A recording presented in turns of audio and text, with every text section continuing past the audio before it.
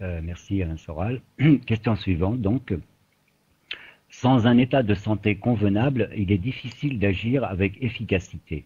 C'est pourquoi il me semble essentiel de repositionner en urgence la confiance que nous attribuons donc aux complexes médicaux, c'est-à-dire donc les big pharma, et à notre nourriture, qui dans ces deux cas est malheureusement empoisonnée. Un autre débat doit s'ouvrir dans l'urgence, celui de notre chère puce RFID, qui est déjà installée dans certains pays du monde. 22 pays ont signé des contrats commerciaux. Sigual, c'est signé Sigual. Oui, alors là, cette personne fait allusion au lobby pharmacochimique. Moi qui ne suis pas complotiste ni mystique, je crois que l'empire mondialiste, qui n'a pas d'ailleurs de pays, qui aujourd'hui est aux États-Unis comme il a été en Angleterre à une époque, il est dans le pays, il est au cœur du pays qui domine le monde à un moment donné, mais cette oligarchie mondialiste qui est intrinsèquement nomade est fait en fait de la convergence des groupes et des lobbies qui ont les plus gros moyens et les plus gros intérêts dans comment dirais-je, dans le monde de l'argent. Donc il y a effectivement le complexe militaro-industriel, la haute finance, c'est-à-dire on va dire, je sais pas, la banque Goldman Sachs et la Réserve fédérale américaine. Il y a le lobby du pétrole, dont les Bush sont des représentants éminents, et il y a aussi le lobby pharmacochimique, hein, et le lobby aussi agroalimentaire. Et effectivement, beaucoup de gens aujourd'hui n'ont pas identifié que dans cette alliance de lobby et cette alliance de multinationales, il y avait également le monde de la pharmacie, le monde du médicament et le monde de la nourriture. Et qu'en fait, tous ces gens-là communiaient et collaboraient pour amener, pour travailler à l'avènement du nouvel ordre mondial et du gouvernement mondial, c'est-à-dire de ce pouvoir, de ce que j'appelle l'empire, c'est-à-dire de l'oligarchie mondialiste. Et effectivement, des gens n'ont pas encore identifié que l'OMS, que les grands groupes pharmaceutiques faisaient partie de cette oligarchie, qu'ils avaient le même projet de domination brutale et ce même désir de profit exponentiel sur le dos des peuples et contre leurs intérêts. Et aujourd'hui, c'est les deux, je dirais, domaines fragiles au niveau de la conscience. C'est que les gens croient qu'il y a des sujets qui échappent encore à la violence politique, qui seraient l'écologie et la médecine. Et on voit bien que ça donne d'ailleurs l'histoire étrange de la grippe et du vaccin H1N1 et l'histoire étrange de la mode aujourd'hui de l'écologie, depuis qu'Al Gore a fait un film dessus, qui amène finalement la taxe carbone.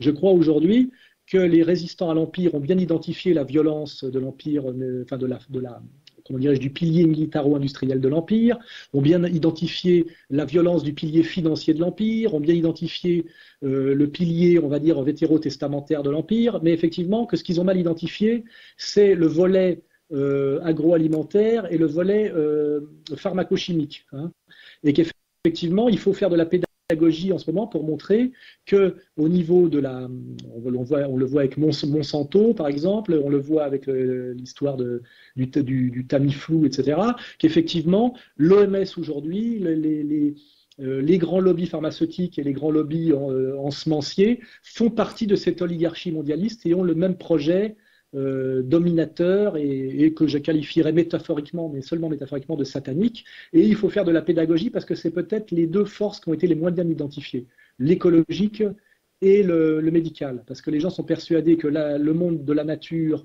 et le monde de la médecine, du virus et du microbe sont métapolitiques. Or aujourd'hui, ils sont totalement, ces deux univers, instrumentalisés par le politique, soumis aux oligarchies marchandes et c'est peut-être là où il faut faire le plus de pédagogie, parce que je pense que sur les autres secteurs, c'est déjà bien compris. Voilà. Donc effectivement, je pense que c'est de ça dont voulait parler l'interlocuteur.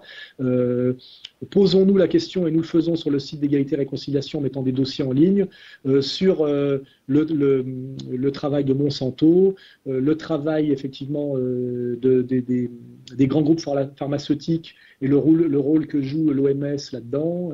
Voilà. Il faut s'intéresser à ces sujets. Parce que c'est là-dessus en ce moment que l'Empire marque des points. Elle déplace son combat souvent et là où elle rencontre des résistances dans le secteur financier et militaire, eh ben, elle arrive à enfoncer certaines portes, c'est-à-dire les portes de la justification du mondialisme sur le terrain de l'écologie et sur le terrain de la médecine.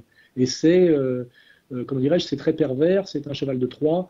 Et aujourd'hui, effectivement, le mondialisme a trouvé, pour continuer à avancer, deux terrains faibles au niveau de la résistance qui sont l'écologie et la médecine. Voilà. Effectivement, qui sont deux secteurs a priori transnationaux au-dessus des nations et insoupçonnables de, comment dirais-je, de manigance politico-politicienne, puisqu'on pense que la nature, la défense de la nature et la défense de la santé publique sont au-dessus du politique, des nations et des manipulations, et malheureusement, ce n'est pas le cas. Voilà, pour répondre